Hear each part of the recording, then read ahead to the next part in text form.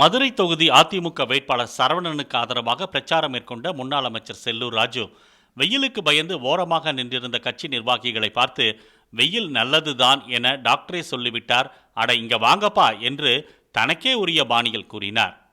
நாங்கெல்லாம் வெயில்ல இருக்கோம், நீங்க மட்டும் நனல நிக்கலாமா? என்னங்கப்பா நீங்க? ஏப்பா இதான் நியாயமாப்பா? வாங்கப்பா, பெண்களே இங்க பாருங்க. உடம்புக்கு வெயிலுக்கு நல்லதுமா. இந்த நேரத்துல வைட்டமின் டி கூடும். என்ன டாக்டர்? எம்எஸ் டாக்டர் கேட்டுட்டேன் பாருங்க. மேலும் கம்யூனிஸ்ட் கட்சியிலிருந்து அதிமுகவில் இணைந்த முன்னாள் எம்எல்ஏ அண்ணாதுரையை பேச சொல்லி தோழர் தோழர் என்று மிமிக்ரி செய்தார். பேசுங்க தோழர்.